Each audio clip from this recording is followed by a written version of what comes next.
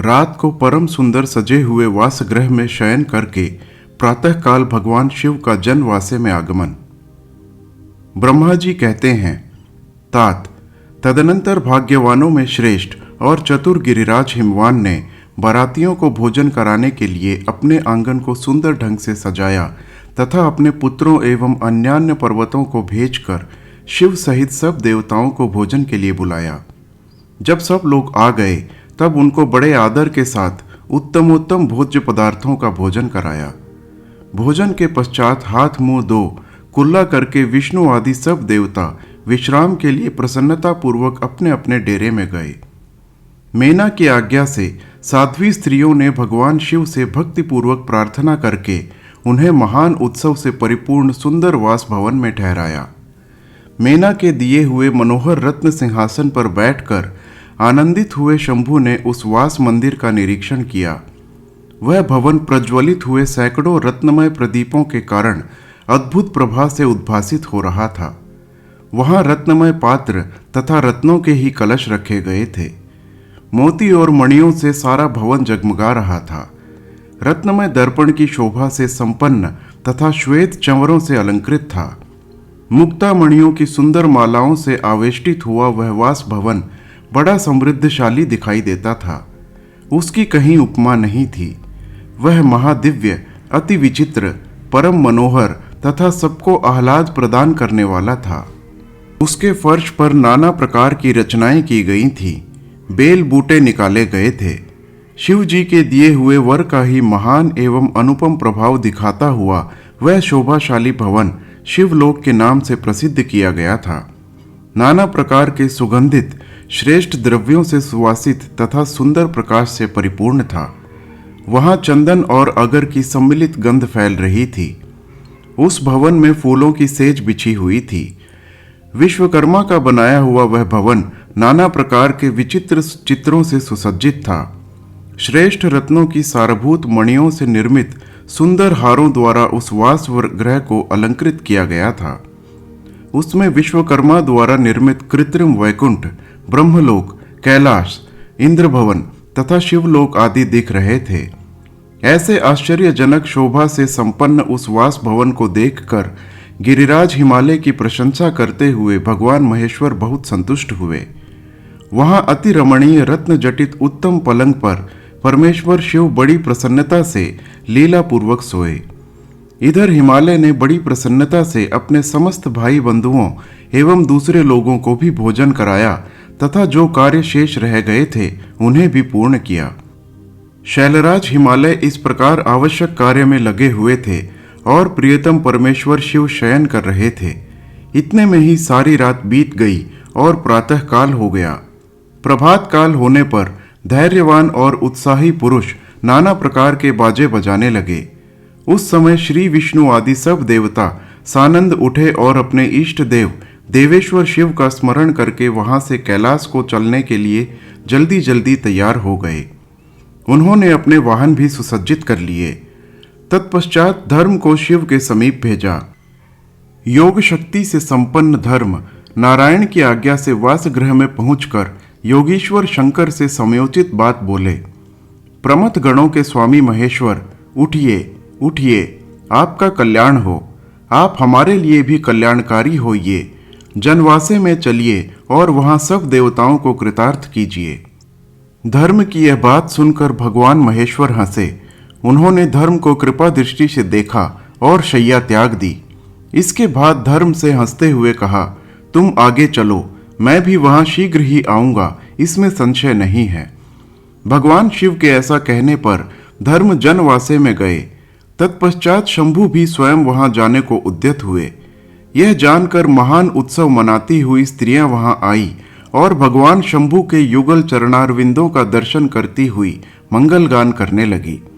तदनंतर लोकाचार का पालन करते हुए शंभु प्रातःकालिक कृत्य करके मेना और हिमालय की आज्ञा से जनवासे को गए। मुने, उस समय बड़ा भारी उत्सव हुआ।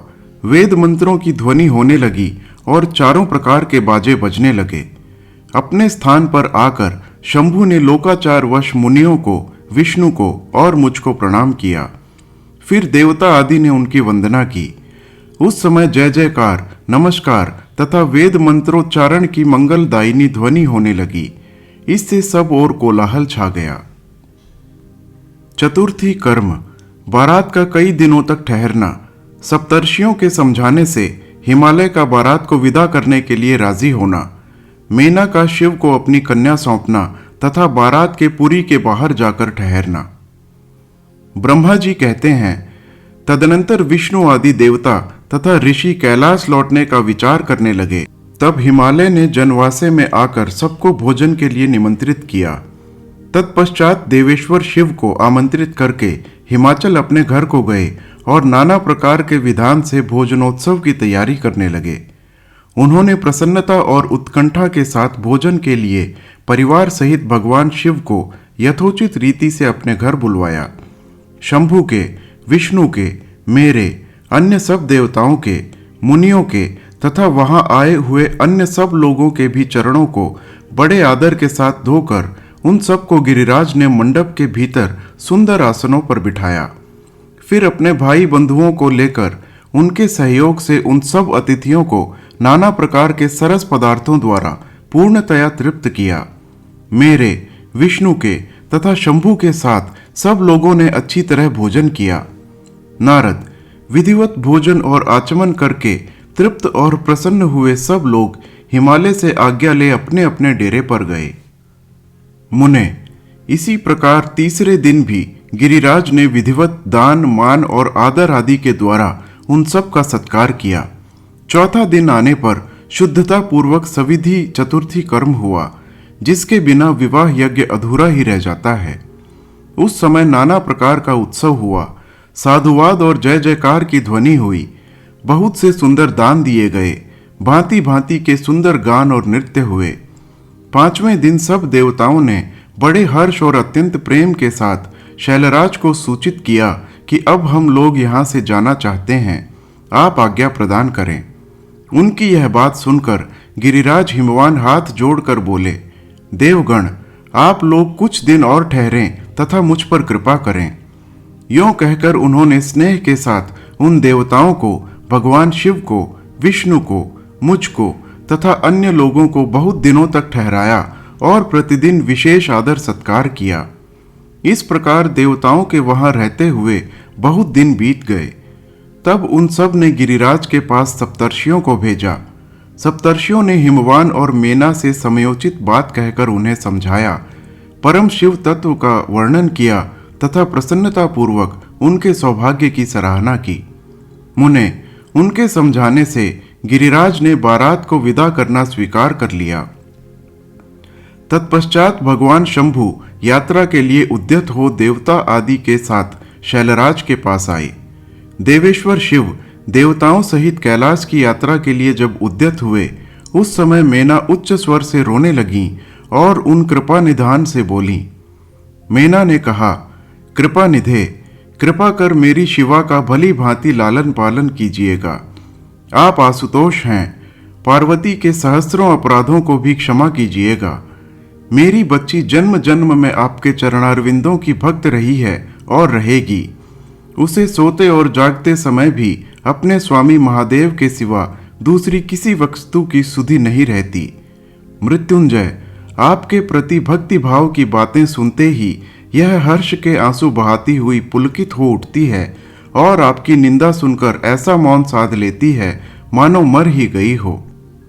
ब्रह्मा जी कहते हैं, नारद, ऐसा कहकर मेनका ने अपनी बेटी शिव को सौंप दी और उन दोनों के सामने ही उच्च स्वर से रोती हुई वह मूर्छित हो गई। तब महादेव जी ने मेना को समझाकर सचेत किया और उनसे विदा ले देवताओं के साथ महान उत्सव पूर्वक यात्रा की। वे सब देवता अपने स्वामी शिव तथा सेवक गणों के साथ चुपचाप कैलाश पर्वत की ओर प्रस्थित हुए। वे मन ही मन शिव का चिंतन कर रहे थे।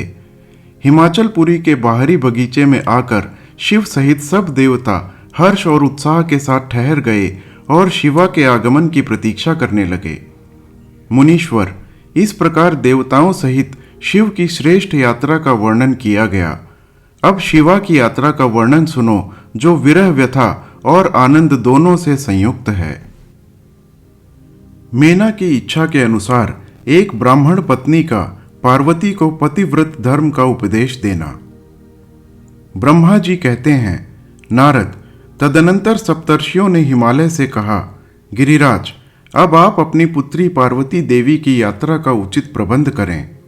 मुनीश्वर, यह सुनकर पार्वती के भावी विरह का अनुभव करके गिरिराज कुछ काल तक अधिक प्रेम के कारण विषाद में डूबे रह गए। कुछ देर बाद सचेत हो शैलराज ने तथास्तु कहकर मेना को संदेश दिया। मुने, हिमवान का संदेश पाकर हर्ष और शोक के वशीभूत हुई मेना पार्वती को विदा करने के लिए उद्यत हुई। शैलराज की प्यारी पत्नी मेना ने विधि पूर्वक वैदिक एवं लौकिक कुलाचार का पालन किया और उस समय नाना प्रकार के उत्सव मनाए। फिर उन्होंने नाना प्रकार के रत्न जटित सुंदर वस्त्रों और 12 आभूषणों द्वारा राजोचित श्रृंगार करके पार्वती को विभूषित किया। तत्पश्चात मेना के मनोभाव को जानकर एक सती साध्वी ब्राह्मण पत्नी ने गिरिजा को उत्तम पातिव्रत्य की शिक्षा दी। ब्राह्मण पत्नी बोली, गिरिराज किशोरी, तुम प्रेम पूर्वक मेरा यह वचन सुनो। यह धर्म को बढ़ाने वाला, इहलोक और परलोक में भी आनंद देने वाला तथा श्रोताओं को भी सुख की प्राप्ति कराने वाला है। संसार में पतिव्रता नारी ही धन्य है, दूसरी नहीं। वही विशेष रूप से पूजनीय है।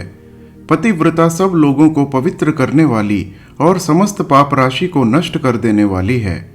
शिवे, जो पति को परमेश्वर के समान मानकर प्रेम से उसकी सेवा करती है, वह इस लोक में संपूर्ण भोगों का उपभोग करके अंत में कल्याणमयी गति को पाती है। सावित्री, लोपामुद्रा, अरुंधति, शांडिली, शतरूपा, अनसूया, लक्ष्मी, स्वधा, सती, संज्ञा, सुमति, श्रद्धा, मेना और स्वाहा, ये तथा और भी बहुत सी स्त्रियां साध्वी कही गई हैं। यहाँ विस्तार भय से उनका नाम नहीं लिया गया है। वे अपने पातिव्रत्य के बल से ही सब लोगों की पूजनीय तथा ब्रह्मा, विष्णु, शिव एवं मुनीश्वरों की भी माननीय हो गई हैं। इसीलिए तुम्हें अपने पति भगवान शंकर की सदा सेवा करनी चाहिए। वे दीन दयालु, सबके सेवनीय और सत्पुरुषों के आश्रय हैं। श्रुतियों और स्मृतियों में भी पातिव्रत्य धर्म को महान बताया गया है। इसको जैसा श्रेष्ठ बताया जाता है वैसा दूसरा धर्म नहीं है, यह निश्चय पूर्वक कहा जा सकता है। पातिव्रत्य धर्म में तत्पर रहने वाली स्त्री अपने प्रिय पति के भोजन कर लेने पर ही भोजन करे। शिवे, जब पति खड़ा हो तब साध्वी स्त्री को भी खड़ी रहना चाहिए। शुद्ध बुद्धि वाली साध्वी स्त्री प्रतिदिन अपने पति के सो जाने पर सोए और उसके जागने से पहले ही जग जाए। वह छल कपट छोड़कर सदा उसके लिए हितकर कार्य ही करे। शिवे, साध्वी स्त्री को चाहिए कि जब तक वस्त्राभूषणों से विभूषित न हो ले तब तक वह अपने को पति की दृष्टि के सम्मुख न लाए। यदि पति किसी कार्य से परदेश में गया हो तो उन दिनों उसे कदापि श्रृंगार नहीं करना चाहिए। पतिव्रता स्त्री कभी पति का नाम ना ले। पति के कटु वचन कहने पर भी वह बदले में कड़ी बात ना कहे। पति के बुलाने पर वह घर के सारे कार्य छोड़कर तुरंत उसके पास चली जाए और हाथ जोड़ प्रेम से मस्तक झुकाकर पूछे, नाथ, किसी लिए इस दासी को बुलाया है? मुझे सेवा के लिए आदेश देकर अपनी कृपा से अनुग्रहित कीजिए। फिर पति जो आदेश दे उसका वह प्रसन्न हृदय से पालन करे। वह घर के दरवाजे पर देर तक खड़ी ना रहे, दूसरे के घर ना जाए, कोई गोपनीय बात जानकर हर एक के सामने उसे प्रकाशित ना करे। पति के बिना कहे ही उनके लिए पूजन सामग्री स्वयं जुटा दे तथा उनके हित साधन के यथोचित अवसर की प्रतीक्षा करती रहे। पति की आज्ञा लिए बिना कहीं तीर्थ यात्रा के लिए भी ना जाए। लोगों की भीड़ से भरी हुई सभा या मेले आदि के उत्सवों का देखना वह दूर से ही त्याग दे। जिस नारी को तीर्थ यात्रा का फल पाने की इच्छा हो उसे अपने पति का चरणोदक पीना चाहिए। उसके लिए उसी में सारे तीर्थ और क्षेत्र हैं, इसमें संशय नहीं है। पतिव्रता नारी पति के उच्छिष्ट अन्न आदि को परम प्रिय भोजन मानकर ग्रहण करे और पति जो कुछ दे उसे महाप्रसाद मानकर शिरोधार्य करे। देवता, पितर, अतिथि, सेवक वर्ग, गौ तथा भिक्षु समुदाय के लिए अन्न का भाग दिए बिना कदापि भोजन न करे। पातिव्रत धर्म में तत्पर रहने वाली गृह देवी को चाहिए कि वह घर की सामग्री को संयत एवं सुरक्षित रखे, गृह कार्य में कुशल हो, सदा प्रसन्न रहे और खर्च की ओर से हाथ खींचे रहे। पति की आज्ञा लिए बिना उपवास व्रत आदि न करे, अन्यथा उसे कोई फल नहीं मिलता और वह परलोक में नरकगामिनी होती है। पति सुखपूर्वक बैठा हो या इच्छानुसार क्रीड़ा विनोद अथवा मनोरंजन में लगा हो, उस अवस्था में कोई आंतरिक कार्य आ पड़े तो भी पतिव्रता स्त्री अपने पति को कदापि न उठाए। पति नपुंसक हो गया हो, दुर्गति में पड़ा हो, रोगी हो, बूढ़ा हो, सुखी हो अथवा दुखी हो, किसी भी दशा में नारी अपने उस एकमात्र पति का उल्लंघन ना करे। रजस्वला होने पर वह 3 रात्रि तक पति को अपना मुंह न दिखाए, अर्थात उससे अलग रहे। जब तक स्नान करके शुद्ध न हो जाए तब तक अपनी कोई बात भी वह पति के कानों में न पड़ने दे।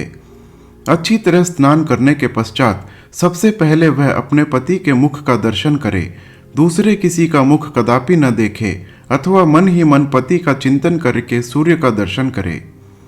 पति की आयु बढ़ने की अभिलाषा रखने वाली पतिव्रता नारी हल्दी, रोली, सिंदूर, काजल आदि, चोली, पान, मांगलिक आभूषण आदि, केशों का संवारना, चोटी गूंथना तथा हाथ कान आदि के आभूषण, इन सब को अपने शरीर से दूर न करे। धोबिन, छिनाल या कुल्टा, सन्यासिनी और भाग्यहीना स्त्रियों को वह कभी अपनी सखी न बनाए। पति से द्वेष रखने वाली स्त्री का वह कभी आदर ना करे। कहीं अकेली खड़ी ना हो, कभी नंगी होकर ना नहाए। सती स्त्री ओखली, मूसल, झाड़ू, सिल, जांत और द्वार के चौखट के नीचे वाली लकड़ी पर कभी ना बैठे। मैथुन काल के सिवा और किसी समय में वह पति के सामने धृष्टता ना करे। जिस जिस वस्तु में पति की रुचि हो उससे वह स्वयं भी प्रेम करे। पतिव्रता देवी सदा पति का हित चाहने वाली होती है। वह पति के हर्ष में हर्ष माने, पति के मुख पर विषाद की छाया देख स्वयं भी विषाद में डूब जाए तथा वह प्रियतम पति के प्रति ऐसा बर्ताव करे जिससे वह उन्हें प्यारी लगे।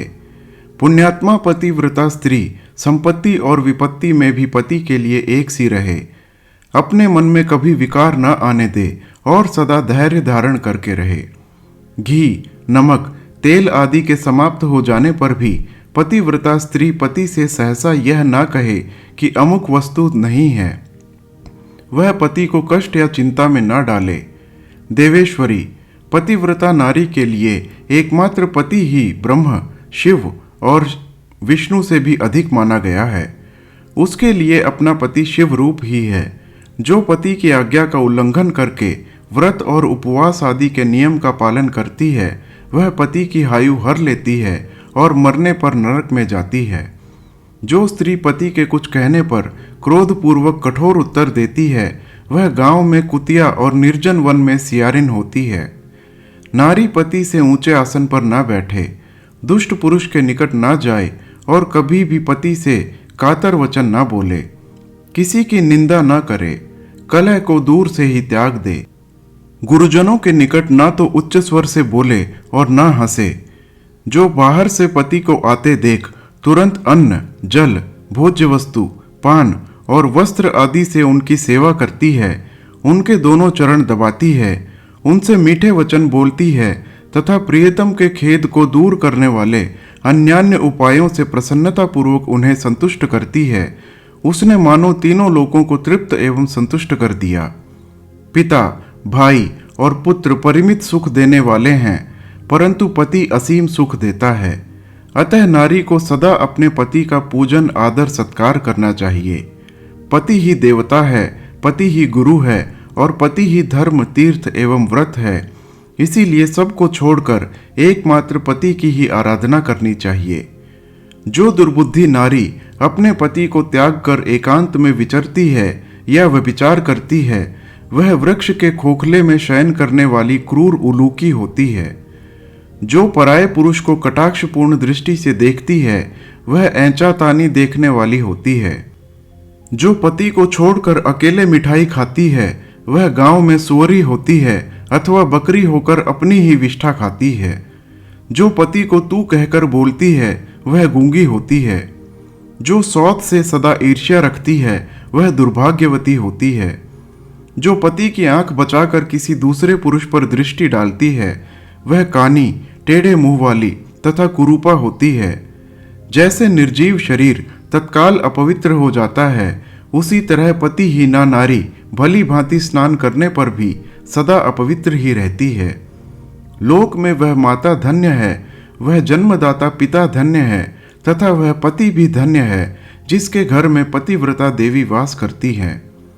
पतिव्रता के पुण्य से पिता, माता और पति के कुलों की 3-3 पीढ़ियों के लोग स्वर्ग लोक में सुख भोगते हैं। जो दुराचारणी स्त्रियां अपना शील भंग कर देती हैं वे अपने माता, पिता और पति तीनों के कुलों को नीचे गिराती हैं तथा इहलोक और परलोक में भी दुख भोगती हैं।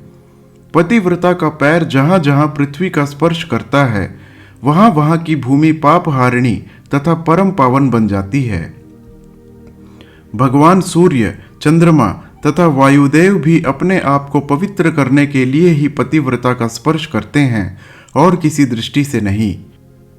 जल भी सदा पतिव्रता का स्पर्श करना चाहता है और उसका स्पर्श करके वह अनुभव करता है कि आज मेरी जड़ता का नाश हो गया तथा आज मैं दूसरों को पवित्र करने वाला बन गया। भार्या ही गृहस्थ आश्रम की जड़ है, भार्या ही सुख का मूल है, भार्या से ही धर्म के फल की प्राप्ति होती है तथा भार्या ही संतान की वृद्धि में कारण है। क्या घर घर में अपने रूप और लावण्य पर गर्व करने वाली स्त्रियां नहीं हैं? परंतु पतिव्रता स्त्री तो विश्वनाथ शिव के प्रति भक्ति होने से ही प्राप्त होती है। भार्या से इस लोक और परलोक दोनों पर विजय पाई जा सकती है। भार्याहीन पुरुष देवयज्ञ, पितृयज्ञ और अतिथि यज्ञ करने का अधिकारी नहीं होता। वास्तव में गृहस्थ वही है जिसके घर में पतिव्रता स्त्री है। दूसरी स्त्री तो पुरुष को उसी तरह अपना ग्रास बनाती है जैसे जरावस्था एवं राक्षसी। जैसे गंगा स्नान करने से शरीर पवित्र होता है, उसी प्रकार पतिव्रता स्त्री का दर्शन करने पर सब कुछ पावन हो जाता है। पति को ही इष्ट देव मानने वाली सती नारी और गंगा में कोई भेद नहीं होता। पतिव्रता और उसके पतिदेव उमा और महेश्वर के समान हैं, अतः विद्वान मनुष्य उन दोनों का पूजन करे। पति प्रणव है और नारी वेद की ऋचा। पति तप है और स्त्री क्षमा। नारी सत्कर्म है और पति उसका फल। शिवे, सती नारी और उसके पति दोनों दंपति धन्य हैं। गिरिराज कुमारी, इसी प्रकार मैंने तुम्हें पतिव्रता धर्म का वर्णन किया है। अब तुम सावधान हो, आज मुझसे प्रसन्नता पूर्वक पतिव्रता के भेदों का वर्णन सुनो। देवी, पतिव्रता नारियां उत्तमा आदि भेद से 4 प्रकार की बताई गई हैं, जो अपना स्मरण करने वाले पुरुषों का सारा पाप हर लेती हैं। उत्तमा, मध्यमा, निकृष्टा और अति निकृष्टा, ये पतिव्रता के 4 भेद हैं। अब मैं इनके लक्षण बताती हूं, ध्यान देकर सुनो। भद्रे, जिसका मन सदा स्वप्न में भी अपने पति को ही देखता है, दूसरे किसी पर पुरुष को नहीं, वह स्त्री उत्तमा या उत्तम श्रेणी की पतिव्रता कही गई है। शैलजे, जो दूसरे पुरुष को उत्तम बुद्धि से पिता, भाई एवं पुत्र के समान देखती हैं, उसे मध्यम श्रेणी की पतिव्रता कहा गया है। पार्वती, जो मन से अपने धर्म का विचार करके व्यभिचार नहीं करती, सदाचार में ही स्थित रहती हैं, उसे निकृष्टा अथवा निम्न श्रेणी की पतिव्रता कहा गया है। जो पति के भय से तथा कुल में कलंक लगने के डर से व्यभिचार से बचने का प्रयत्न करती हैं, उसे पूर्व काल के विद्वानों ने अति निकृष्टा अथवा निम्नतम कोटि की पतिव्रता बताया है। शिवे, ये चारों प्रकार की पतिव्रताएं समस्त लोगों का पाप नाश करने वाली और उन्हें पवित्र बनाने वाली हैं। अत्रि की स्त्री अनुसूया ने ब्रह्मा, विष्णु और शिव इन तीनों देवताओं की प्रार्थना से पातिव्रत्य के प्रभाव का उपभोग करके वाराह के शाप से मरे हुए एक ब्राह्मण को जीवित कर दिया था। शैल कुमारी शिवे, ऐसा जानकर तुम्हें नित्य प्रसन्नता पूर्वक पति की सेवा करनी चाहिए। पति सेवन सदा समस्त अभीष्ट फलों को देने वाला है। तुम साक्षात जगदम्बा महेश्वरी हो और तुम्हारे पति साक्षात भगवान शिव हैं। तुम्हारा तो चिंतन मात्र करने से स्त्रियां पतिव्रता हो जाएंगी। देवी, यद्यपि तुम्हारे आगे यह सब कहने का कोई प्रयोजन नहीं है, तथापि आज लोकाचार का आश्रय ले मैंने तुम्हें सती धर्म का उपदेश दिया है। ब्रह्मा जी कहते हैं, नारद, ऐसा कहकर वह ब्राह्मण पत्नी शिवा देवी को मस्तक झुकाकर चुप हो गई। इस उपदेश को सुनकर शंकर प्रिया पार्वती देवी को बड़ा हर्ष हुआ।